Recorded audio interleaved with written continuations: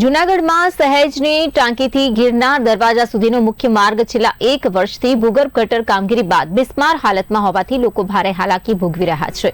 ગિરનાર તળેટી અને ઉપરકોટ તરફ જવાના આ મુખ્ય માર્ગ પર અનેક વખત અકસ્માતો સર્જાયા હોવાના પણ આક્ષેપો થઈ રહ્યા છે। સ્થાનિકોમાં રોષ છે કે ગિરનાર લીલી પરિક્રમા અને મહાશિવરાત્રી મેળો પૂર્ણ થતા છતાં પણ રસ્તાનું કોઈ જ સમારકામ નથી થયું। મહાનગરપાલિકાના જણાવ્યા અનુસાર ચોમાસા બાદ પાણીની પાઇપલાઇન અને અન્ય કામગીરી પૂર્ણ કરીને નવા સીસી રોડનું કામ શરૂ કરવામાં આવશે।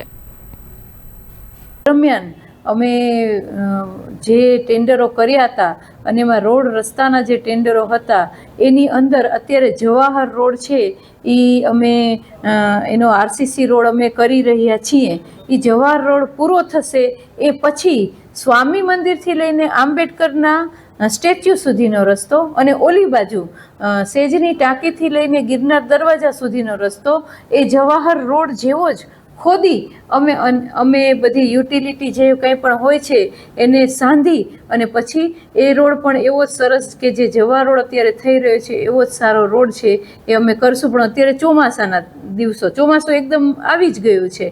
હવે ચોમાસાની અંદર આ રોડ ખોદીએ પછી એની બધી જે યુટિલિટીઓ છે એનું જોડાણ કરીએ અને પછી એની ઉપર પીસીસી કરીએ અને પછી રોડ કરીએ એમાં ખૂબ જૂનાગઢ મહાનગરપાલિકાના સત્તાધારી પક્ષ દ્વારા કે મશીનથી જૂનાગઢના રોડ બનશે એનું ભાડું દરરોજનું 1 લાખ રૂપિયો છે અને 6 મહિના પછી સત્તાધારી પક્ષે એમ કીધું કે ભાઈ મશીનથી જૂનાગઢના કોઈ રોડ નહીં બને।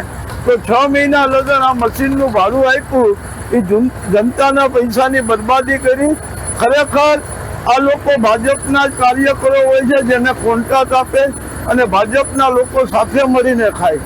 છેલ્લા 6 વર્ષથી ગિરનાર દરવાજા સેજનો ઓટો અને લીમડા ચોકનો જે રોડ છે બનાવવામાં આવ્યો નથી। અવારનવાર રોડ તૂટે છે, ખાડા પડી જાય, મોટા અકસ્માતો થાય ત્યારે ટીવી માધ્યમથી અને રાજકીય પક્ષો અવાજ ઉઠાવે છે તો 2-5 ટ્રેક્ટરો ખાડા બુરવા માટે રાખી અને 50 કે 100 ટ્રેક્ટરનું ભાડું જે લઈને